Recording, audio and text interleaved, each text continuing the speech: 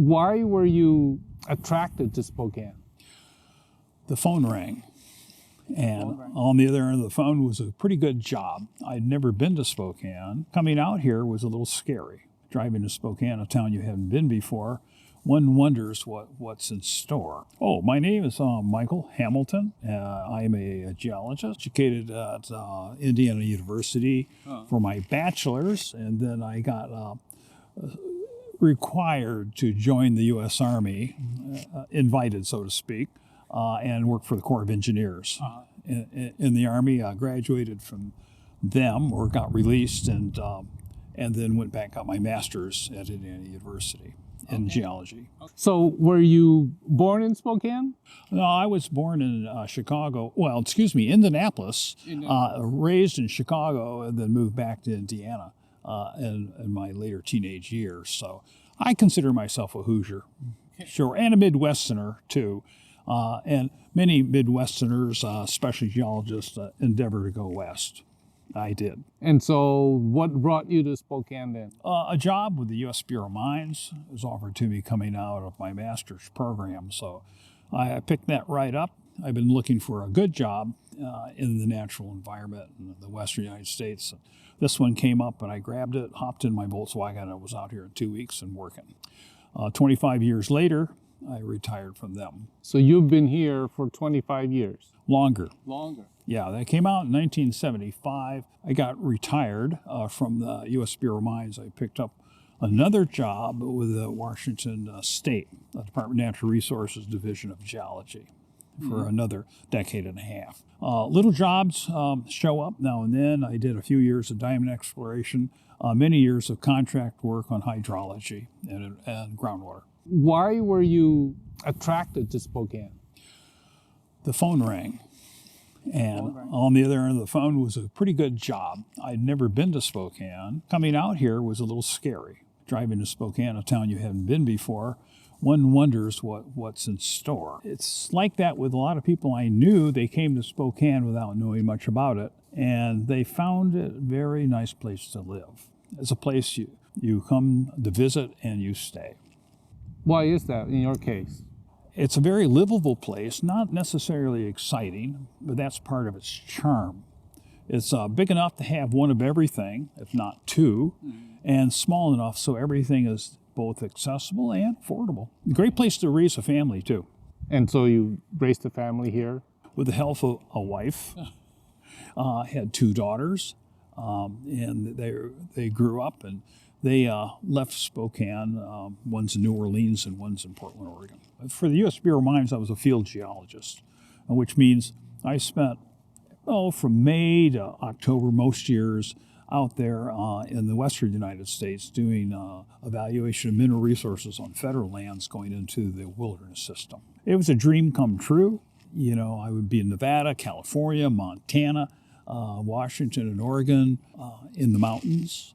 Living remotely and primitively, and getting around by helicopter or mule or foot to look at all the old mining properties to evaluate whether they still had mineral resources worth saving. And so during all that time, Spokane was kind of your home base? Home base, but it was just amazing. For about the first 18 years on that job, I didn't spend any summers in Spokane. Oh. So I knew Spokane as the fall, winter, spring place, early spring place. Right. And after I moved on from that job, it was a real treat to spend summers in Spokane. In fact, it's still a treat. I still feel a little guilty being here in the summer. Why is that? Well, a geologist has a field season, and the field season's where the work is, and off you go. It's nice just being here when it's warm. But I love the western United States, and I saw many hundreds of little towns and communities throughout the West, from San Diego to the Canadian border, and Spokane always stood out as a good place to return to. Every time I return to it, I like it more. So with all that exposure to a lot of the places in the West, Yes. you would still consider Spokane to be at the top of your list? It's my home, and it's certainly near the top. You know, I want to be realistic about it. Sure. I wish it was a little warmer at times, especially when the wind's blowing. But yes, the answer is yes. It feels like home. It grows on you in a good way. So what would you say are the top 3 things that you like about Spokane? The people, it's got to be the tops. The people in Spokane are wonderful. They are interesting. They're friendly. I guess you can compare it to a wonderful pair of old shoes. Okay. It's very comfortable. Even though it's comfortable, you don't have to be complacent and just saying, well, this is a great place to take a nap. It's a good place to grow. It's a good place to have some culture and some society. Great place to cook. And there's many things here that I found I love. Such as? Well, the things I've mentioned, you know. And that's one of the reasons why I like being involved with conservation groups here and community groups. It's sort of a payback. You know, if you really enjoy and participate in the community, you should be part of that, part of what's good in Spokane, part of your job to make sure it happens. During the pandemic, when people were shunning people, we decided we'd find out how many hikes we could take in Spokane. And in 1 year's time, we took 60 hikes, trailheads no further than 20 minutes from our front door, and all of them different and all of them in natural settings. I was surprised, you know, how we pulled that off. We were rivers and trails and places like this, the forests and woods and mountains and ridges. Wow. And you live where? South Hill. So I should ask you for that list of 60. Well, it's a great way to be out. You feel good when you're in a natural setting. It's almost medicinal. And Spokane has plenty of that to offer. And it's a very strong point. And I hope people know that and use it. I've been instrumental in saving about 3,000 acres just to the left here. Oh. And that acreage is all wild. It's full of natural plants and lots of animals. We have even a mountain lion that lives behind us here, you know, and lots of rocks. And we could hike from here to the top of Tower Mountain if you want. It'd take us about 4 hours. Not today. Okay. And so exercise is really important. And it was important for us during the pandemic times, not only physically but mentally, to do that. And we were really pleased to discover the assets that Spokane has for that type of activity. It really was great. Many days we'd be hiking. How many people would we see?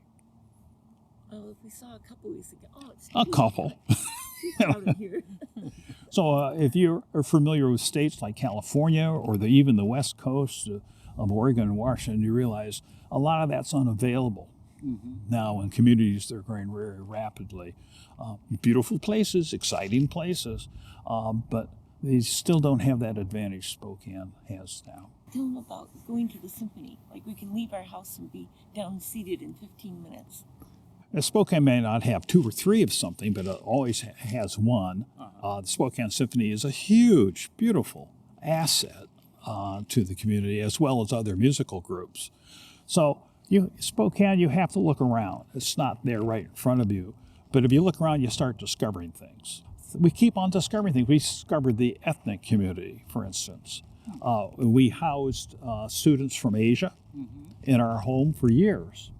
Lots, maybe 15 years, exchange students, and that was really an experience too. For 15 years, every year you would. Every year we had students from the community colleges or Mukogawa, the girls' school, or Gonzaga, and that was a sort of an international way of traveling without leaving your house. Sure. And we love to cook. You love to cook. Yeah, Spokane's a cooking city, has wonderful groceries and resources. And during the winter, when it's dark and cold, we fire up the kitchen. We have a cooking club where we cook meals from around the world and enjoy those together. So, what makes Spokane special about cooking? well, really, it's nothing really special. You can cook anywhere.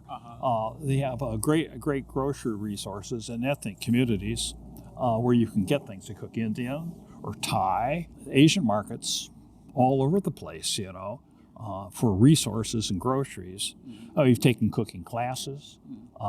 I don't know. It's hard to compare places because I've only lived in Chicago and Indianapolis. Spokane comes out ahead of both those. Time to get to work too. It doesn't take as long because Spokane's smaller. More time to cook. Work at St. Luke's. Often I'd walk to St. Luke's and back. It's not that far. It'd take about 40 minutes. And we can walk to where we want to go. Post office, library, grocery store, Right. you name it, bank. It's absolutely great. Yeah, especially in the South Hill, because you're almost like a close community there. Yes. Right. Yeah.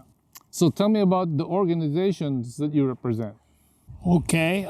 The Ice Age Flood Institute is a nice little group of people interested in telling the story of what happened during the Ice Age here and near here in the region, all involved with the massive flooding that happened during the Pleistocene or the Ice Age, when the ice dam up in northern Idaho failed, and that water flushed to the sea in a very large mega flood. Left a lot of stuff behind. Remnants of that flood can be found past those trees to our left here. And that didn't happen long ago. To a geologist, it was kind of yesterday.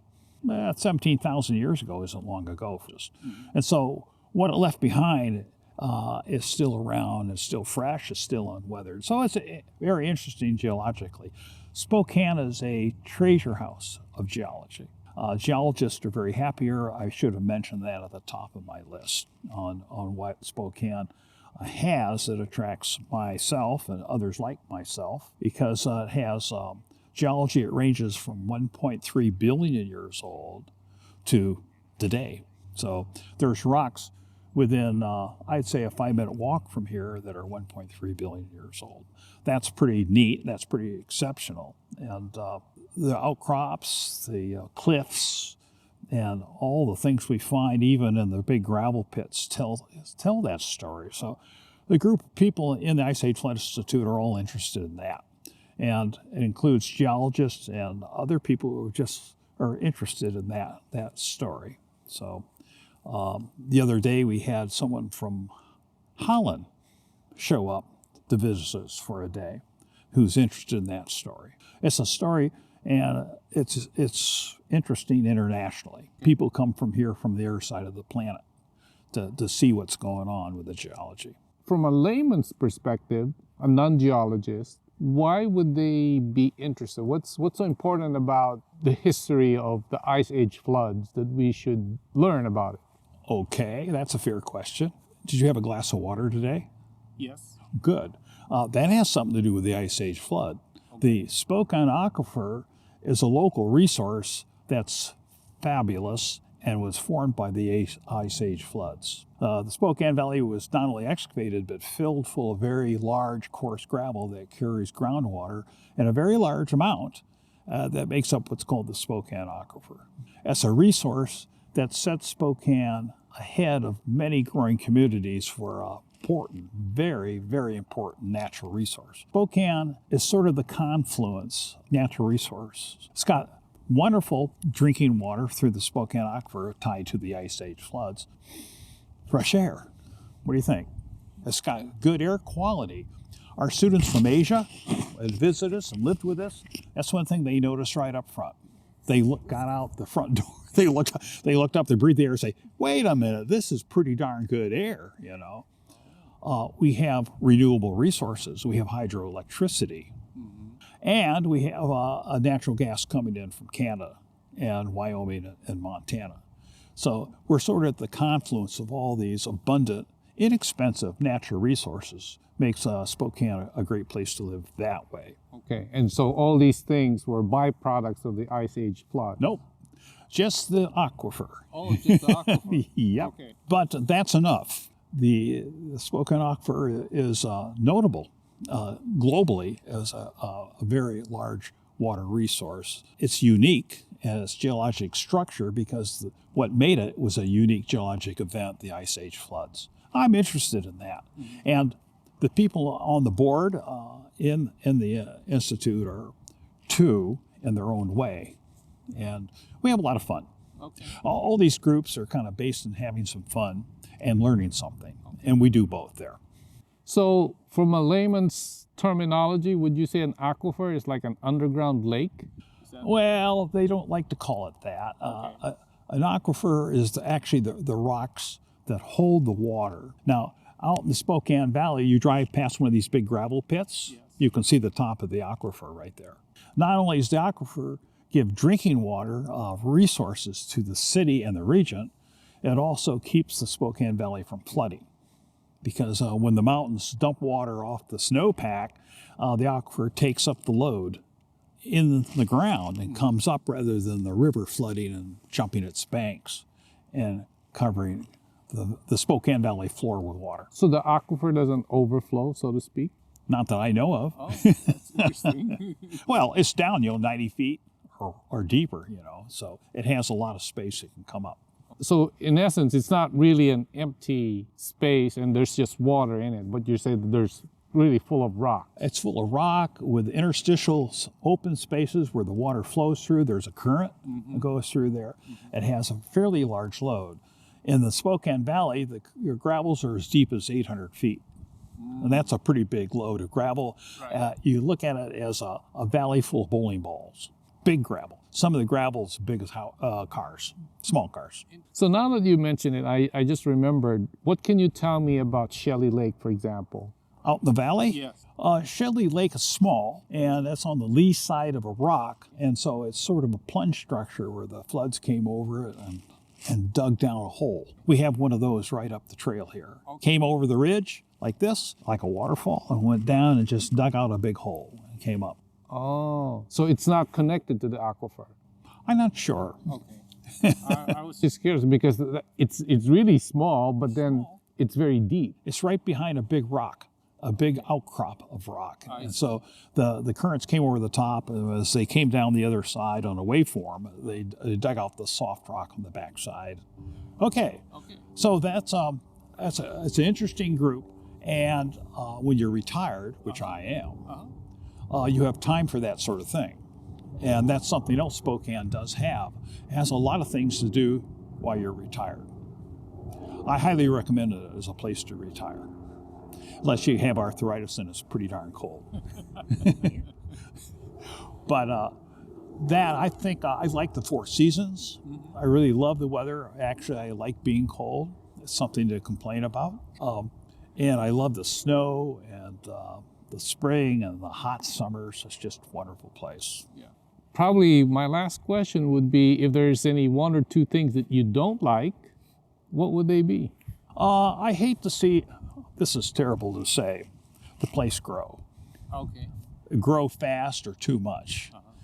Because while I can see all the cities in the United States that are not in depression or recession are growing, especially in the western United States. And growth has its advantages, but it does have its disadvantages. And what to do with the homeless, what to do with the sprawl, what to do with the lack of natural space. These 3,000 acres behind me were saved by land ownership. We own them. We're saving them. You mean they're private? Well, they're owned by nonprofit and government organizations. Okay. You're sitting here in 1,000 years, hopefully we could still hike up to Tower Mountain. Okay. No problem. Sure. The trees will be bigger. That is getting harder and harder to do and maintain because, well, in one respect, with growth, people kind of love it to death. And with growth, the natural spaces become dedicated to growth, and you lose them. I found in the old days, when I first got here, I'll call it the old days, there was so much forest, people thought it was silly to try and put together a natural area. This was started in 1966. And as time went by, we realized either you're going to save it or it's going to be built or growed into part of the city, the urban area. So that's the one thing about Spokane. Maybe it is going to grow, and that's natural. And I think the idea is to embrace growth and see if you can steer a little bit towards so it remains a high quality place to live for everybody.